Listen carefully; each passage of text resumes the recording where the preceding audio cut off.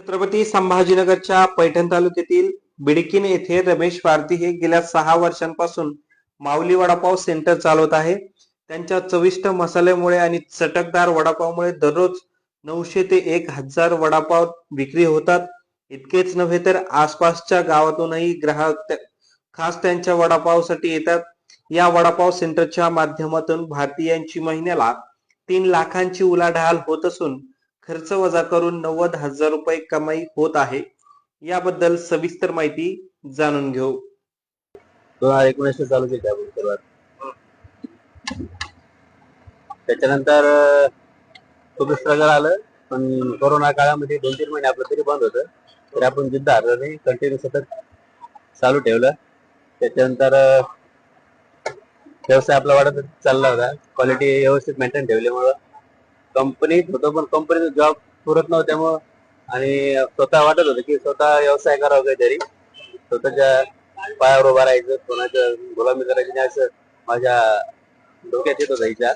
त्यामुळे छोटा मोठा व्यवसाय चालू केला. मग कमी भांडवल मध्ये जास्त उत्पन्न कसं होईल त्या हेतून आम्ही वडापाव सेंटर चालू केलं. 800-900 पर्यंत एवढे जाते आपले.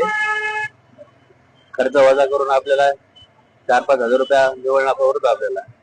उलाढाल तरी बी आपली महिन्या गाठी म्हणलं तर 3-3.5 लाख रुपये उलाढाल होती. आपल्याला खर्च वजा करून तरी बी आपल्याला मिनिमम 80-90 हजार रुपये निवड नफा उरतो आपल्याला. मसाले आपले घरगुतीच मसाले सर्व, अद्रक, लसूण पेस्ट, जिरा, हे आपले घरगुती सर्व पदार्थ याच्यामध्ये आपले मसाले. आणि एकदम क्वालिटीचे दर्जाचे आपण बटाटे वापरायचे आग्रा एकदम व्यवस्थित. भरपूर दूर दूर येतात आपल्याकडं. इकडून संभाजीनगर, इकडून पैठण, या साईडनं आपण धुळे, नाशिक तिकडे सुद्धा आपल्याकडे भरपूर कस्टमर येतात येणारे जाणारे.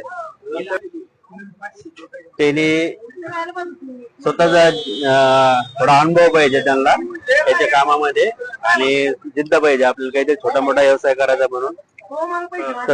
त्यावेळेस आपलं सक्सेस होतो आपण या धंद्यामध्ये.